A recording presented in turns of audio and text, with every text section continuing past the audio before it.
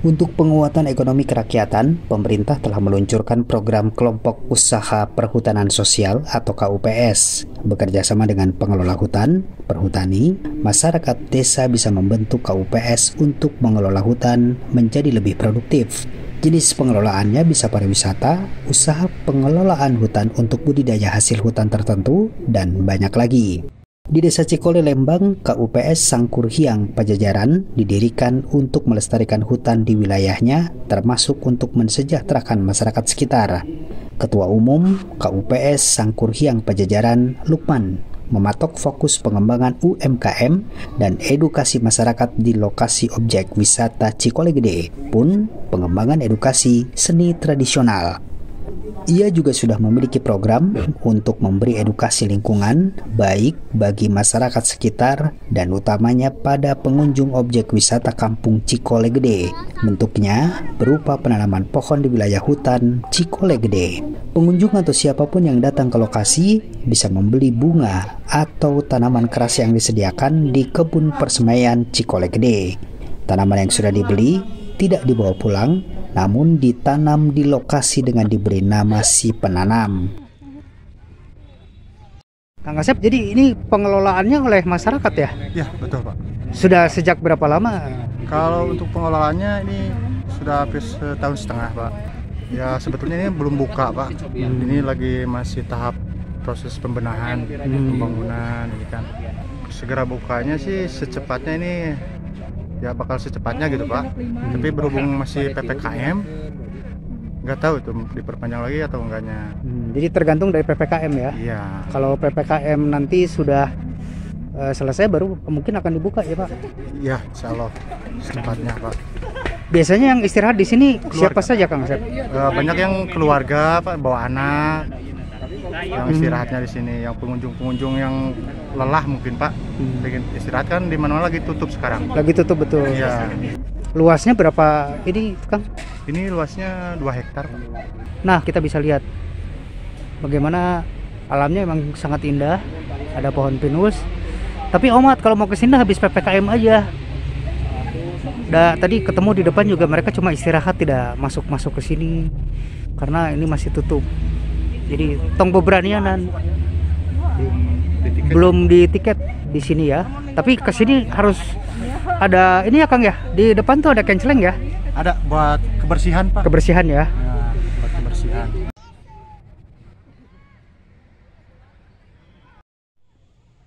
Naon deui ya teh? Artina naon deui?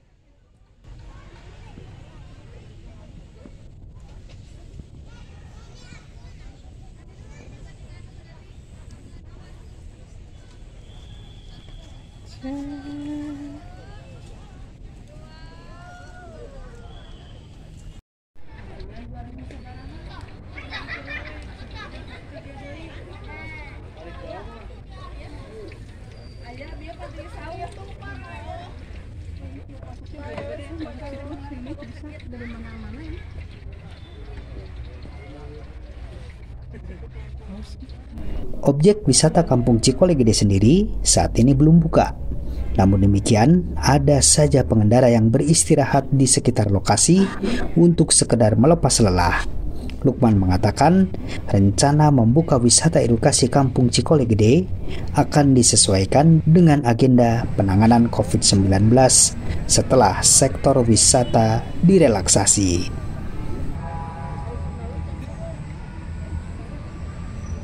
KUPS itu salah satunya kelompok usaha perhutanan sosial di bawah naungan kelompok yang namanya kelompok ini Sangkurhiang Pajajaran.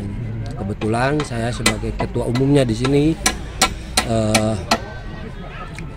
ingin tujuannya melestarikan ataupun mensejahterakan masyarakat yang ada di sekitar wilayah hutan yang terdekat di wilayah hutan. Nah, itu salah satunya. Nah, kemudian dinamai apa nih Kang ininya objek wisatanya nanti? Nah, ini untuk objek wisata kita disebut dengan kawasannya, temanya destinasi wisata di bidang edukasi Kampung Cikole Gede. Itu terdiri dari beberapa program yang akan kita selenggarakan. Salah satunya di edukasi di bidang UMKM.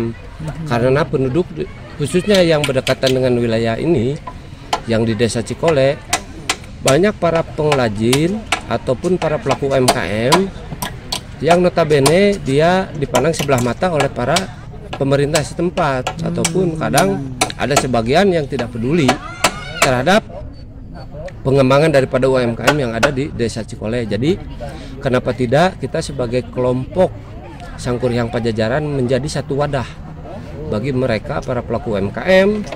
Terus ada kuliner, ada yang disebut kaulinan zaman tempo dulu kaulinan anak. Terus ada juga di bidang pagelaran seni adat budaya. Itu semua kita edukasikan. Salah satunya karena orang cenderung membuat satu destinasi wisata itu pure bisnis. Kalau kita di sini sebagai masyarakat justru tidak cenderung ke bisnis, walaupun tidak menapik bahwa kita ini masyarakat perlu keseimbangan. Tetap harus menghidupi. Harus tetap menghidupi. Wisata yang ada betul. Di salah satunya itu ya. Kita kenapa tidak bermain investor? Kita juga pengen membuktikan terhadap pemerintah bahwa masyarakat ini mampu mengelola tatanan, terutama kita masyarakat yang paling terdekat di kawasan hutan harus peduli terhadap lingkungannya, terutama di faktor ekologinya. Jadi kita malah kenapa kita di sini ada program penanaman. Di sini kenapa kita ada program untuk membuat satu wahana apotek hidup. Salah satunya di bidang edukasi pun di sini bahkan ada barangkali ada rekan-rekan yang minat untuk belajar seni, terus kuliner, terus nanti di edukasi UMKM. Jadi kita di sini akan menjadi satu wadah yang benar-benar para pelaku semua. Jadi di sini kita bukan menapik dalam segi pengepul, kita pun butuh untuk memasarkan keluar. Tapi kenapa tidak kita gali potensi yang ada di kita sebagai pelaku ini? Kenapa tidak kita langsung istilahnya diedukasikan? Bentuknya koperasi kalau begitu ya Kang? Kelompok ya. Kelompok. Kita belum ngebentuk sampai ke koperasi, tapi untuk kedepannya jujur untuk legalitas kita juga perlu untuk membuat satu wadah koperasi juga. Iya.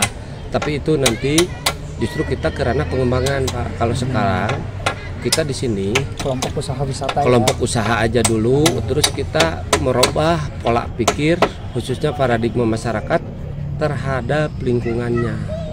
Salah satunya di sini kan nanti untuk kedepannya kalau toh kita udah siap, di sini tidak diperbolehkan si konsumen ataupun pengunjung itu membawa makanan plastik khususnya itu kita nanti akan kejar target kita sampai ke sana, tapi kita belum memungkinkan ke arah sana, tapi kita akan berusaha ke arah sana. Nah untuk buka sendiri nanti kapan rencananya nih Kak? Kalau buka sendiri kita belum bisa dipastikan karena di sisi lain kita juga melihat sisi aturan pemerintah yang diberlakukan untuk saat sekarang ini. Ya salah satunya kan PPKM. Yang keduanya kita masih kena musibah di pandemi ini. Nah itu salah satunya kita belum bisa memastikan bahwa kita kapan soft launching ataupun kapan grand opening. Nah itu salah satunya kita belum, tapi target itu harus ada. Tetap kita di target ini diperkirakan ini awal tahun depan kita udah mengadakan soft launching. Makanya kalau masyarakat sekedar mampir boleh aja asal tidak berkerumun barangkali begitu. Betul. Ya, Kang? Nah itu kenapa kita pakai di alam terbuka ini. Jadi supaya si masyarakat ini yang pertama mereka menghilangkan rasa penat. Yang kedua kadar oksigen di hutan ini sangat bagus. Yang ketiga kita kenapa pakai lahan yang agak luas supaya si masyarakat ini tidak berkerumun. Salah satunya tadi kenapa kita ada satu wadah UMKM, itu satu titik areal nanti yang kita plot ini ada satu titik di areal kita, terus nanti kuliner pun sedemikian supaya tidak bertumpang tindih ataupun tidak berkerumun semua. Jadi si pengunjung yang datang ke sini itu bisa pecah, gitu. Jadi nggak berkelompok. Nah itu salah satunya di kita. Dan harapan kedepannya apa nih Kang Lukman? Apabila nanti ini sudah terwujud, sudah dibuka, apa sih yang goal akhirnya atau tujuan jangka panjangnya? Tujuan jangka panjangnya justru kita ingin paling utama ini menjadi kelompok Sangkuriang Pajajaran ini menjadi satu kelompok percontohan bagi kelompok-kelompok yang lain. Justru nanti di sini ini kelompok kita menjadi salah satu barometernya untuk bagi para kelompok ataupun bagi masyarakat ada yang di daerah kita ataupun di luar daerah kita. Jadi mereka kita undang nantinya. Harapan yang paling utama kita supaya si masyarakat ini lebih peduli tentang keanekaragaman ataupun karakter daerahnya masing-masing. Nah itu yang harus digali ya. Kita enggak harus kerja di tempat orang lain. Nah ini salah satunya kita gali potensi si masyarakat ini supaya bisa hidup dengan cara bermandiri. Kita coba bikin pola dasar merubah sisi karakter ataupun paradigma seseorangnya dulu supaya mereka lebih peduli terhadap lingkungannya. Nah itu.